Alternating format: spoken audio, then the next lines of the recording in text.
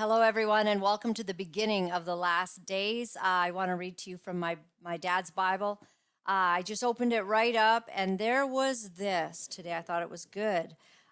So in Hebrews 10, verse 26, it says, "For if we sin willfully after we have received the knowledge of the truth, there remains no more sacrifice for sins, but a certain fearful looking for of judgment and fiery indignation, which shall devour the adversaries."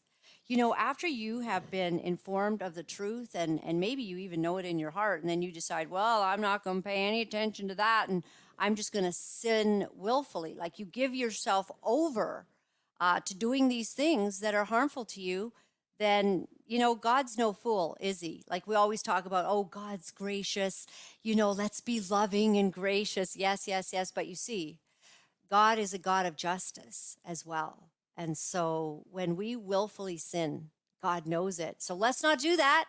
I want to make a commitment with you, all of us. We're not going to do that, right? Yay. JT put his thumbs up to that. Okay, it's all good. I just wonder about this kind of sin that happens in our country. So CTV says there's still no foreign interference report publicly available from the panel tasked with flagging foreign interference in the 2021 election. Now, are you guys paying attention to this? I do have this on a share, JT. I don't know if that'll make any difference, but because yours looks just as good, that's fine. So basically, the Chinese government, you guys, it looks like they did a bunch of things. They paid for people to go out and go door to door. They ran smear campaigns that turned out not to be true on people that were conservatives, I guess. So Prime Minister Justin Trudeau says that he's looking forward to seeing the report when it's complete, but he told reporters the public service is the best place to answer questions about why the report hasn't been released. And he basically says, you know, listen, we had the election and I won.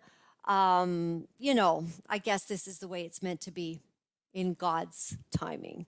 Well, a lot of people saying maybe you won because the Chinese foreign interference, which is now having to be made a report on, which is taking an awful long time, maybe we've got a problem here, the same as some other countries around the world have been noticing.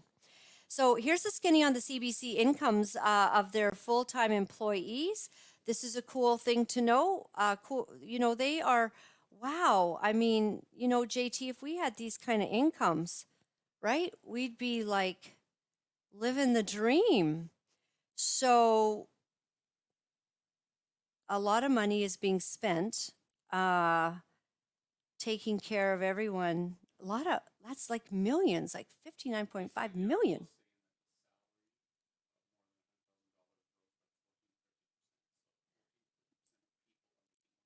So 14 to 15% are making more than $100,000 there at CBC.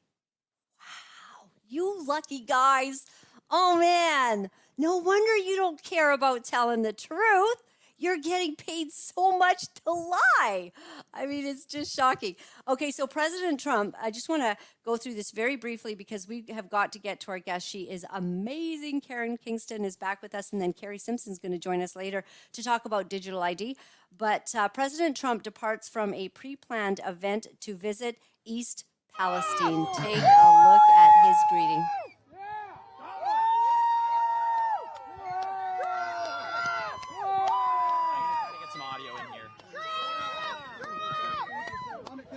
Yeah, well, Buttigieg just went today, I think. Buttigieg didn't get as warm a greeting. And so apparently Trump sent all this food in advance. He brought water for everyone. Oh, and they just love him. So, you know, people might want to criticize and say, hey, well, what's Trump, you know, doing going down there? That's not his job. Well, whose job is it? Oh, I think Pete Buttigieg, but he hasn't been anywhere to be found. right? Oh, we have a clip of his. Yeah. Why did it take you 3 weeks then, Can I Buttigieg? finish my answer to the first? Well, we're saying it's too little, too late because it took you 3 weeks to get here, and then you use the excuse that it was, there's 1,000 train derailments in the USA every single year. Is that okay to you as the Department I can't tell what the question is, but I'm on my way to answer a lot of the questions. The question is, do you think that you've done a good job as the Secretary of the Department of Transportation? Yes, I'm proud of what FRA and PHMSA have done here from day one, from the first minutes, or at least the first hours of this response. What I'm really proud of is the community that I saw here. You've got federal agencies, you've got local first responders, you got states, but most of all, you got a community that's been through a lot that I think is pretty frustrated with people trying to take political advantage of this situation. And my focus is going to be to make sure that our freight rail system gets safer. And anybody who wants to take political advantage of this, I'm calling them to the table to find out whether they are for How are you going to fix that, though? Well, I would start by referring you to the whole plan that we put out the other day, and I'll be speaking more about this. Can you give us 3 bullet points very quickly? You can find it all online. Just 3 bullet points. Yeah, sure. Work with Congress to raise the fines, the caps on fines. Our own work on things like focused inspections and the 2-person crew. Get money there now, like you're doing for Ukraine. Another thing that railroad companies don't have to wait on us to require them to do, which is getting better information to local communities. Mr. Secretary, do we have to listen anymore? While there was the They're good stuff. happening here? And can we also ask too why he waited until President Donald Trump came here this to is actually make an appearance? the press secretary, Buttigieg's press secretary. I'm happy to have a conversation with you. I do not want to be on camera. She doesn't want to be on camera. She's the press secretary's assistant. She doesn't want to be on camera, but she'll gladly answer questions, but just off camera. Oh, people like to be off camera, don't they? The thing is, the camera doesn't lie. You know what I mean? So now can we move on? Because I'm so excited. I want to talk to Karen. All right. Okay, so anyways, they're just a bunch of crazy people down there. So understand, Pete Buttigieg, he's the Minister of Transport, right? Or Highways and Transportation. So this last year, he and his partner, they're in their gay marriage and everything or whatever. I don't even know if they're married, just living in sin. I don't know. I think they're married. And they adopted 2 twins. So what does he do as the Minister of Transport? He takes paternity leave. So he's off like the whole time. Trains are flying off the tracks. Never seen so many, hazardous waste trucks being blown up and all of that. And isn't it interesting? I heard that White Noise, that movie White Noise, was actually created. It was made, and it told a story, a fictitious story about a place called East Palestine, where a truck and a train collide, and a gas is released into the air. That was about a year ago. So funny, eh? It's interesting. I mean, it's always funny how the Simpsons knew everything that was going to happen. If you want a good prophet, you should watch the Simpsons. Whatever they're saying is going to happen, that'll be it. Is it on anymore, or they're done? They're still going? Oh, we better watch that. Maybe some of the best prophetic predictions come from there. I don't know. Okay, so soya and insect burgers. Remember, we are committed together. You and me have made a pact that we're not going to eat bugs, so we're not going to do none of this stuff. It's not good for you. Don't do it. Resist. The Matt Walsh show, The Truth is Ugly When It Comes to Gender Ideology. Just want to put, he's been kind of tracking down how men are going into women's bathrooms, and then how men can say that they're women and all of a sudden they're winning the golds, stuff like that. Well, this is sort of an interesting thing he had to say. Okay, they all agree that I'm right, that what I said is factually correct, but they think that it goes too far by saying it out loud. Mulvaney's the one running around like some cartoon of a woman, passing out tampons in the women's room and meeting with the president to defend the mutilation of children, but I went too far. Well, see, this is where we differ. Because in the culture war, I don't think it's possible to go too far by speaking truth. The truth is the truth. It is what it is. It's the reality. Are we going to defend it, or are we going to conceal it? Are we going to embrace it, or are we going to hide from it? You can't have it both ways. When it comes to gender ideology, the truth is ugly. It is brutal and harsh and disgusting. I wish it wasn't that way, but it is. I didn't make it that way. I didn't create the ugliness. I'm merely pointing to it and saying, look at this. Look at it for what it is. But you would rather that I soften the blow a little bit, that I dress the truth up to make it prettier, more palatable. You want me to lie to protect the feelings of our enemies. And make no mistake, Dylan Mulvaney is our enemy. He is an open, visible, active, and passionate advocate for the abuse of children, the war on fundamental truth, and the destruction of human society as we know it. You wish to defeat this man in a manner that will not make him feel bad about himself, but I'm here to tell you that you are delusional. I'm not going to protect your feelings any more than I'll protect his. You are deluding yourself. We got into this position in our culture precisely by valuing politeness over truth. We got here by doing exactly as you would have me continue doing, and what you blame me for not doing. We got here by refusing to speak the plain truth and by allowing the anti-truth brigade to emotionally blackmail us into silence. They use their own mental fragility as a cudgel to beat us into submission. Right. People want all of us to just be nice while crazy mayhem's going on and lies are being taught to our children. And we're just supposed to, you want us to tame it down. Well, the truth is the truth. So we have to speak it. And I like the truth. I like it just straight up. I like when people tell me the truth. Do I always like things that other people say when I think it's ridiculous? No, I don't. But guess what? Free country. If we have freedom, we need to be able to speak things that upset others. That's freedom. We need to be able to do that. So take a look at this website then. Interestingly, in Tennessee, and this is where Matt Walsh is from, Tennessee bill to ban sex change procedures on minors advances to the governor's desk. So you see, sometimes we're getting through. Sometimes we're starting to get there. In Canada, for some reason, we are behind the United States because a lot of stuff is happening and the courts keep siding, with crazy. Oh, unbelievable what's going on right now. So a bold and brave teenager from Rosemount High School in Minnesota gives a riveting speech. Oh, this is great, isn't it? But did you break it down a little bit? Yeah, oh, good. Let's do this. So I love this kid. Take a look. Wouldn't you be proud? At the end of this video, this kid quits his school and he says he's going to be homeschooled because he's not taking it. Take a look. There is clearly only one way to think in this district, and that is that they are teaching their kids to shut up if they don't agree. Now, members of the board, I want you to take a good look at yourselves in the mirror tonight and ask, are you really standing up for the equality of all people, or are you just pushing a damaging political ideology on our students? A fellow coworker at my job, who, by the way, is of color, discreetly told me that the schools seem to be pushing a very leftist agenda in class. This proved that not everyone is happy with your school, and not everyone who isn't happy is white.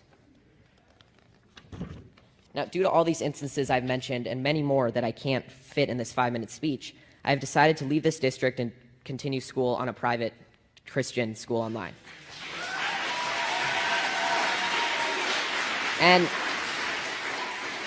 And there will be sacrifices, and I will not get to walk in the graduation ceremony or attend milestones at RHS, but I will be able to learn in an environment that is not intent on punishing me daily for my skin color and political views. Now, regardless of how you take my speech, whether you just shrug it off as malarkey or Fox News talking points, I encourage you to think about it, because someday I'm going to be a leader. I may be the president, a governor, or just a professional golfer, but I will never stop believing that everybody has value, no matter their skin color or personal beliefs, and it's a shame that you're not going to be able to say that I was an alumni of RHS in District 196. Thank you. I'm sick and tired of this. It's all about racism as you judge people based on their skin color being white. Nobody gets to choose this. Nobody. So stop. Let's not continue in, pinning people and pointing people out based on their skin color. Let's talk about character, integrity, the kindness in a person's heart, their humanity. Let's work together. Let's do all of that, but we don't have to keep pitting people against each other based on their skin color. And this young man's calling it out because that's what they're doing to the next generation. You should be ashamed of what your forefathers did.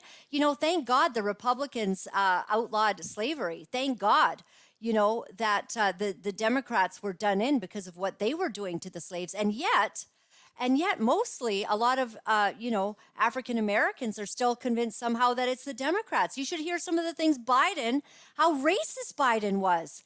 All of the racist things that Biden has said, and so we're coming out of that. And this guy, he pointed out that he's never thought so much about race ever until you have to keep pointing out how bad it is, that he's a white kid and you got to do these reparations. And meanwhile, he's never been a slave owner. The kid he's sitting with's never been a slave. Their parents haven't been slaves, and we're all like, of course, that's behind us. And by the way, the whole world's had slaves. Africa had slaves, just so you know. So enough already. Let's get past it. Let's love each other and move on.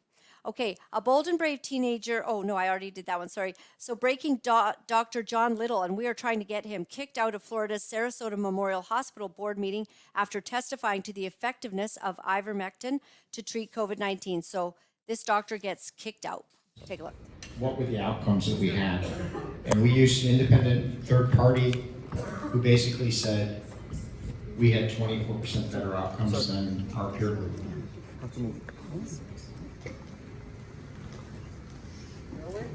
I just wanted to let her know I'm wearing this white coat. I'm not employed. I'm not a contracted position. I'm able to speak my mind. That's why I asked her. I said thank you for your advocacy, for patience and help. Well, this is how it's done here. All right. Second thing is to follow the money. I'm kind of a numbers guy. And did the hospital benefit, or was there any? Sure. I love how the guy in the background saying, you can videotape the public and follow the Can't money. videotape him. What are we doing to him? Interesting. He said I can't video what's happening out there. Between the doctor and the patient, and any doctor that wanted to prescribe ivermectin or any medical treatment that they felt was best for the patient was not blocked from the hospital. All right, so kind of crazy world. Doctors don't get to speak and follow the money. Karen Kingston is a pharmaceutical and medical device business analyst. She has over 20 years of experience in business development, marketing, sales, public speaking, and strategic consulting. And we are going to welcome her on. Thank you very much for being here, Karen. I appreciate every time you're on. You are really a warrior. You are out there, boots on the ground, trying to figure out, all the pieces to the puzzle of everything that we've been through. So I welcome you to the show, and I'd love you to tell us what you've been working on lately.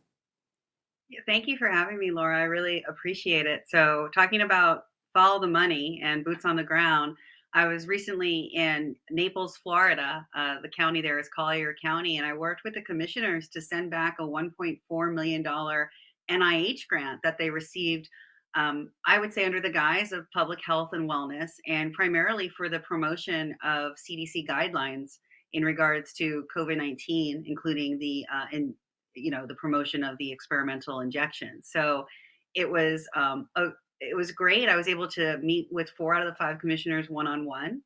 I sent a follow-up email, and it's free on my Substack. It's a letter. I recommend people go to karenkingston.substack and read the commissioner's letter.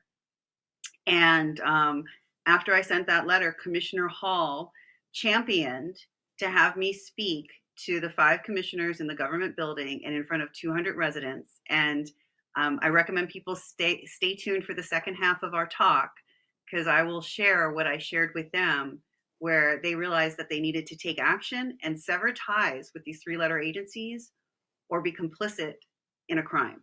So it was a really big win. It was a very big win. The public health wellness, the CEO of the organization that was the subcontractor that received the grant, he showed up to speak in defense of keeping the money. And unfortunately for him, I had copies of his documents and letters, and his written words were disingenuous. So it was quite the meeting. And also because I was in Florida, where Governor DeSantis is, he's starting an investigation. But also Surgeon General Ladapo is his Surgeon General for the state of Florida, and Dr. Surgeon General Ladapo recommends against the COVID-19 injections for children and healthy males. And I was able to play an audio of Dr. Latipo recommending against this. And I also took a look at the data that Surgeon Latipo did when he did an analysis of those who experienced cardiac-related deaths in the state of Florida. And his numbers were the same numbers that they found in VAERS for the entire country. So I joked, I said I was very grateful to speak in one of the counties of the free United States of Florida when I first got up there to speak. So. And Florida has been truly amazing, actually, in just leading the way. Governor DeSantis, what an incredible guy. So, Karen, did you feel that this is the beginning of maybe some wins that are going to keep coming? Because are you watching all the information coming out? What do you think? The trajectory seems to be kind of good as information flows, that we'll see more wins. Yeah, like I said, I recommend people you tune into the second half, but Lee County, which is right next door to Collier County in Florida, the Republican Party there got an ordinance to demand for the recall and the seize of all the COVID-19 injections in the state of Florida. And so that's going in front of Governor DeSantis. Now, we're not expecting it to have a lot of teeth, but it is raising awareness. Children's Health Defense just asked me to help with some of the cases here in California because of the evidence I presented. And I've had several people in Idaho reach out to me because they want to make it a misdemeanor for the mRNA injections. But the laws in America are that it's a felony. So we shouldn't downgrade it to a misdemeanor. So things are happening, and state attorneys want to meet with me. So we're going into criminal prosecution at this point. And, there is a responsibility by the manufacturers. Keep in mind, and I'm going to speak like when Pfizer conducted the trials under their contract with the military, they say they're going to operate as the Independent Safety Review Board. So they need to adhere to the Food and Drug Consumer Protection Act and to the Public Health Safety Act. And they forfeited a lot of the immunity that they had in their contract. They said they're going to forfeit this may be safe, may be effective. They said they would adhere to specific laws under the Food and Drug Consumer Protection Act. So when they didn't act in adherence to the laws as an independent safety review board, that was a criminal act. And people just didn't know people just didn't understand the contracts and the documents. And that's what I do for a living. I used to read all the phase 3 data, and then I would simplify that so that physicians could understand the information. And then I knew to add the fair balance, which is why, every other product, Laura, we always hear like, okay, if you take this drug for hypertension, you could have a heart attack, you could have a stroke, you could have narcolepsy. Like on those commercials. So by the time, on TV, when they do the commercials, like, hey, if you're struggling with this, you should take this. But by the way, you could die. But I know. Exactly. By the way, you could die. But you have to disclose. Yeah. You have to disclose that information. But what's worse than that is that not only did they not disclose the information, in the documents, Pfizer told the FDA, hey, 409 people became severely ill within 1 week of the first or second dose. We don't know if it was from our shot or from a virus, therefore don't count it. They said, 1,600 people became ill within less than 2 months. We don't know why. Just don't count that information. So that is not legally regulatory compliant research. It's criminal in nature. And that's what people haven't been able to articulate yet. And so that's what I was able to articulate with the commissioners and the sheriffs and some of the state attorneys, is that as we go through the documentation and they see the criminality that led up to the promotion of safe and effective vaccines, which were fraudulently promoted based on this criminal experimentation, they realize that we're now talking about crimes. We're not talking about, this is a vaccine that went wrong or it was mislabeled. It's a different code in the United States. It's criminal code. So it comes out of the Food and Drug Code and goes into a different criminal code. So it was a really interesting, but I recommend again, people go to Karen Kingston Substack, the commissioner's letter, and print it out, talk, all the links are there. You can go to the original documents and, get a community. I recommend a community of moms, like go through it and figure out like how you want to articulate this information to leaders in your community.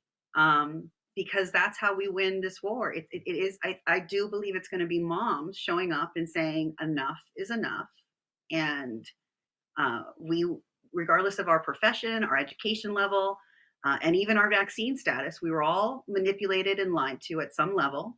As Surgeon General Latipo said himself, he said people were not being honest, and now he's doing his best to be honest. And so we need to put out the truth, not worry about being socially or politically incorrect, in order to protect our communities and our children. And you need to talk to people one-on-one, because really that was the most interesting thing, whether I was talking to a government leader or I was talking to law enforcement or I was talking to a victim. When I showed them for their own eyes Pfizer's documents and the FDA's documents, you could see, I mean, the victims became angry. One of the sheriffs teared up because they realized they had participated in this and they had taken an oath to protect their community, and they realized that they had participated in the harm, but they're willing to now change course. And that's what's so important, is not, is that we all were deceived, and we can all now make a choice to change direction and boldly share the truth, and boldly ask and demand that those who lied to us and deceived us intentionally, which in my opinion is the manufacturers, we can hold them to account. Well, this is so important to have this information, for it to be readily available and for people to understand it. And when you say that you kind of disseminate information and break it down so that doctors can understand it, like I'm like, oh no. I mean, I appreciate that, because if it's hard for doctors to understand, can you imagine the disadvantage the world has been at? Like, we're not trained, we're not even nurses, and we didn't even I did take a first aid course a long time ago. It taught me nothing about how to discern what's going on at this hour in history. And so we have got the link to the Rumble show, and that is in the comments, guys, on YouTube and Facebook, and we're going to find out a lot more about the specifics of what Karen Kingston is talking about. So let's head there now, and Okay. yeah, you just stay there. We're good. And also letting everybody know to